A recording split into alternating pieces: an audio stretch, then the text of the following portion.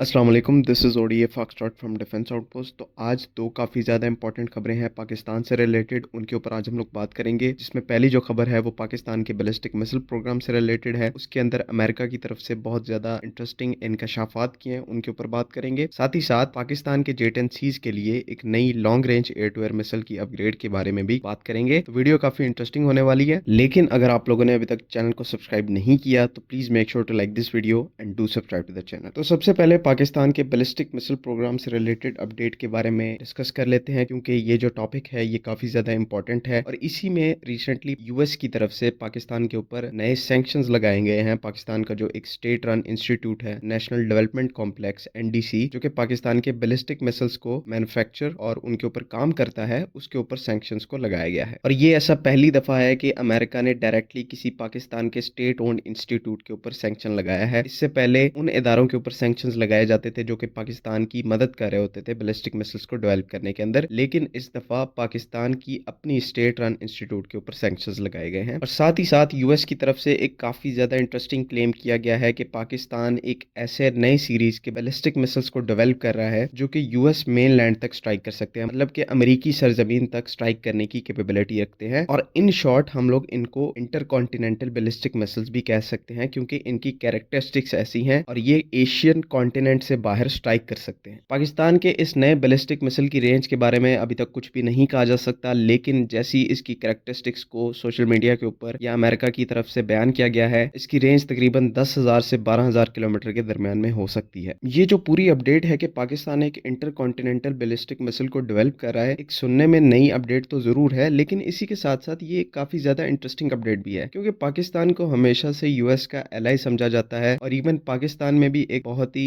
अजीब सा कॉन्सेप्ट है कि यहाँ पर यह भी कहा जाता है कि अमेरिका जो है वो पाकिस्तान को कंट्रोल करता है हर लिहाज से, और अमेरिका का जो इन्फ्लुएंस है पाकिस्तान के अंदर वो बहुत ज्यादा है। तो ऐसे में भी पाकिस्तान अमेरिकन इन्फ्लुएंस के साथ वही वेपन्स को डेवलप कर रहा है जो कि अमेरिका को स्ट्राइक कर सकते हैं। तो इस स्टेटमेंट की मुझे समझ नहीं लगी, ये काफी ज्यादा चाइल्डिश थिंग बन जाती है। और इवन बात यहीं तक नहीं रहती, पाकिस्तान इस नए मिसाइल की डेवलपमेंट के साथ यूएस के साथ चीजों को काउंटर बैलेंस करना चाह रहा है, ताकि इस मिसाइल के केस में हमारे पास एक डिटरेंट हो अमेरिका के अगेंस्ट में, कि वो आने वाले फ्यूचर में पाकिस्तान के इंटरनल मैटर्स में अगर दखल अंदाजी करने की कोशिश करे या फिर इंटरफेयर करे, तो उनके सामने ये एक लाइव थ्रेट के तौर पर ये चीज पेश की जा सके कि अगर आप लोग हमारे इंटरनल मैटर्स के अंदर इंटरफेयर करते हैं तो हमारे पास में आपके अगेंस्ट में भी कुछ ना कुछ मौजूद है। तो उल्टा यहाँ पर ये कहना कि अमेरिकन इन्फ्लुएंस पाकिस्तान के अंदर बहुत ज्यादा है, यहाँ पर यह कहना बिल्कुल सही होगा कि पाकिस्तान बचे कुचे अमेरिकन इन्फ्लुएंस को भी किक आउट करने की कोशिश कर रहा है। और ये इंटरकॉन्टिनेंटल बैलिस्टिक मिसाइल जो है ये इस पूरे सिनेरियो के अंदर एक काफी ज्यादा गेम चेंजिंग स्टेप होगा। बाकी दूसरी अपडेट की बात करते हैं, तो दूसरी अपडेट पाकिस्तान एयरफोर्स के जेट एंड सी से रिलेटेड है, जिसमें कई लोग हमसे ये सवाल कर रहे थे कि क्या चाइना की next generation long range missile PL-17 जो है पाकिस्तान के जेट एंड सीज के साथ इंटीग्रेट की जा सकती है फ्यूचर में या फिर नहीं। तो इसके ऊपर आज हम लोग थोड़ा सा एनालिसिस देंगे। देखिए, सबसे पहले चाइना की जो PL-17 मिसाइल है उसका कॉन्सेप्ट समझ लेते हैं। ये जो मिसाइल बनाई गई है ये फोर्स मल्टीप्लायर्स को टारगेट करने के लिए बनाई गई है, मतलब कि ये जो आम आपके फाइटर जेट्स हैं और छोटे एयरक्राफ्ट्स हैं उनको टारगेट करने के लिए नहीं बनाएगी, बल्कि जो बड़े फोर्स मल्टीप्लायर्स हैं जैसे एयर टू एयर रिफ्यूलर्स या फिर एवैक्स हो गए, ये उनको टारगेट करने के लिए बनाई गई है। और इसी वजह से इसकी जो रेंज है वो 350 टू 400 किलोमीटर की है। और ज्यादा दूर तक स्ट्राइक करने के लिए यहाँ पर मिसाइल का जो वेट है और इसका जो साइज है वो दोनों ही normal air to air missile से ज्यादा है। लेकिन यहाँ पर इसका ये मतलब नहीं कि इस मिसाइल को सिर्फ फ्लैंकर जैसे बड़े एयरक्राफ्ट कैरी कर सकते हैं। इस मिसाइल को जेट एंड सी जैसे मीडियम वेट के एयरक्राफ्ट भी कैरी कर सकते हैं, लेकिन वहां पर जो मिसाइल की तादाद है वो काफी ज्यादा लिमिटेड होगी। ऐसे एक ही मिसाइल को जेट एंड सी अपने सेंटर लाइन पाइलॉन के ऊपर कैरी कर सकता है और एक प्रॉपर स्ट्राइक पैकेज की सूरत में अपने टारगेट्स को इस मिसाइल से न्यूट्रलाइज कर सकता है। जिसमें बावजूद इसके कि ये सिर्फ एक मिसाइल को कैरी कर सकता है, इसकी इफेक्टिव बिल्कुल 100% रहेगी, क्योंकि